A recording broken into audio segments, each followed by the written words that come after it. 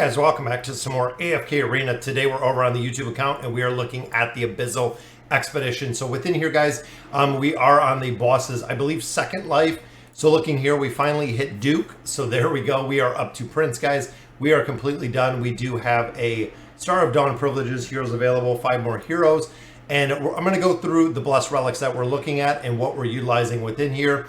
A lot of the top guilds really prize and keep this information hidden. It is over on Reddit. This is where I'm pulling the information from. So looking here, guys, we focused on the tank. So this is actually the first Abyssal Expedition that we really focused on the tank. You can see here, guys, we have the 5.5 relics, followed by the warrior, which we have at 5. This is really the staple. You can see the heroes that we're utilizing down here within both of these relic combinations. Everything else is at 4. That is how we just hit that Prince title. So I'm going to go ahead. I'm going to hop over, guys. We're going to look at the guide real quick, kind of just get an overview of it. I'll also put a link down to it down below. So let's go ahead and look at the guide. All right, guys. So here it is. Looking at this Hodgkin main comp, 5 billion plus damage. That's right. You can see, guys, we have tank, we have tank, we have tank. Twins are going to get the Star of Dawn because remember, they only have the level 4 relics. And then level 5, we already do have Astrolda, who is a warrior class. You can see kind of the minimum build here. That is due to the twins' haste. So the higher that the twins are built within this formation in particular, they do work incredibly well. Not only the relics that are behind them. Here's the good combination. This is a manual comp, so a little bit different, guys. Slow down the speed in this one. Take it off auto. This is the best one. You can see check pinned messages in the AE chat. Twins, there we go, followed by Mishka as twins start to dance right. ASAP, Hodgkin, and then twins right there. It does have the timer within these guides. Built it in Canva, guys. I absolutely love it. But this is going to be the main damage dealing comp. With Mishka ultimately doing the most damage in here. Because remember, guys, this boss has ads. That's really the big difference here. Zolrath, 4 billion plus. This is a combination that had Merlin in here. Of course, we know Merlin was kind of changed a little bit, which kind of broke the Abyssal Expedition. But this is the minimum, the good, very strong auto combo. Requires a pretty big Zolrath. Zolrath puts up big numbers in here. It needs to stay on for the boss damage.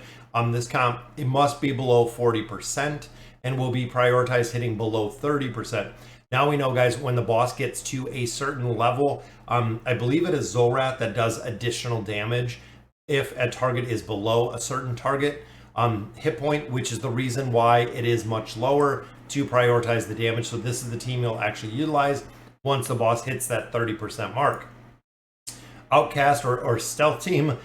This one, of course, Hendrik being the tank in here. We have another tank right up here, and then we have warriors. This is necessary for people running the Hodgkin main and the 5-man Zolrath because all 10 of those heroes are already spoken. Full auto comp with a 60 albedo. This comp will function with 5.3, 5.4, defending, focusing on the defensive relics. Arthur is a worse replacement for Hendrik.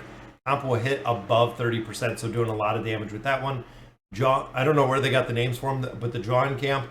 Again, this is a little bit of a different combination in here. You can see Hendrik's not in here, but Damon does join in here. Again, full auto Iran comp.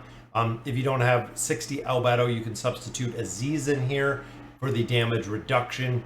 Atheisio Anasta. So right here, guys, we have, of course, Solus. Does have to be legendary. That is it, guys. If you're starting the very bare minimum, this is the reason we said pick up 1 copy of the Awakened version of Solus. Full auto comp, test 4-man without Scrag. You can actually go through and test in here. Silas and the Awakened Solus can swap positions. Comp will hit above 30. And then, guys, it just goes on and on. This is if you bought Joan of Arc or if you have her now.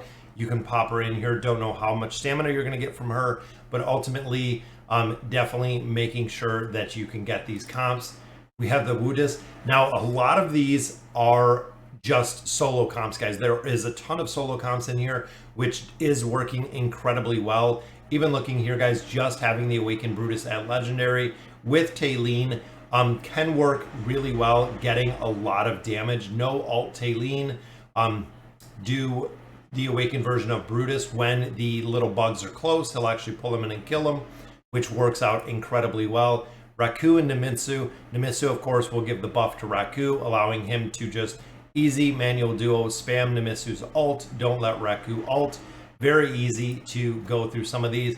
See the same with Scrath. So the chicken is actually the same. Comp uses Nimitsu to distract the mobs while the chicken is able to kill them. Again, works incredibly well. Drez, Silas, and this goes on and on, guys.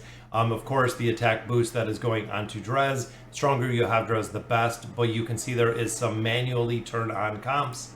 Awaken, or Alna and Thane. The original Thane does an incredible amount of damage. We have Anasta and Rose. Again, a big one, guys, doing 350 million plus damage. Rose and Alna. So Alna doing an incredible amount of damage in this one. Thorin, solo. And like I said earlier, guys, there's a lot of solo comps within here.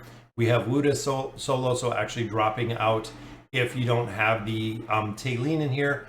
What a mad lad. I love how they put some of these on here. Manually alt, hit the minions, will watch the damage just skyrocket. Isolde is another one, guys. Just Isolde by himself will do incredibly well. Baden, again, some RNG, the higher that you do have him, right here is 309 investment. As his minions come up, he does an incredible amount of damage. Again, a solo hero doing 170 million on the boss. When you put stacked relics behind them, makes a big difference. Same with Queen being of the warrior class, which is why we brought all of these heroes, guys, is we can actually auto alt or even just go ahead and manually alt individual heroes in here. You can see Anasta 200 million in there, all in the solo 150 million, Frampton 250 million plus. Frampton, of course, is a little more difficult to go through here depending on the RNG. The awakened version of Thane in there as well, taking out those minions. Pretty weak, but still 120 million damage. And there is a breakdown of the auto comps that we do have within this formation and the average amount of damage they're doing. You can see, guys, Hodgkin 5.5 billion average with that Hodgkin main comp. And then, of course, the Outcast or the other ones about 2.5 billion. Zolrath pulling almost 5 billion damage as well. Within there, all comps should not be used without confirmation from an advisor. Again, this is from some of the biggest guilds within AFK Arena. And again, it kind of goes through all of the changes, kind of the breakthrough. And again, this information is up and openly available on Reddit. I know a lot of guilds would not be, super happy that the information is out there, but it's at the point of the Abyssal Expedition, guys. If you don't have all of these heroes slotted, if you don't have a lot of stamina on these heroes, it's not really going to make a difference at this point. We're to the second, third, some guilds are already at the fourth boss kill. So again, it's not going to make a huge difference at this point releasing this information, because again, there is a lot of players already out there, and most of the guilds already out there are much further than what we're already seeing here. And then, like I said, I'll put a link down below. You guys can check it out. Big shout out to the guild for putting this out, guys. It is very cool to see all of the solo heroes and everything, the time and effort that went into actually building out these guides is very cool to see. Surprising enough, a lot of heroes completely solo in here, which we usually don't see within the Abyssal Expedition. Usually it's a significant amount of teams that do incredibly well in here. But like I said, a lot of teams are solo in here. So that'll do it for today's video, guys. I hope some of the comps helped. I know it's really going to be a lot of basis on what you already have built, what you already have slotted, what relics you have in there. But this was the key takeaways from the Abyssal Expedition for, I believe, this is season 6 or 7. I think this might be the 7th. But guys, let me know in the comments what you guys think. And as always, thank you guys for watching.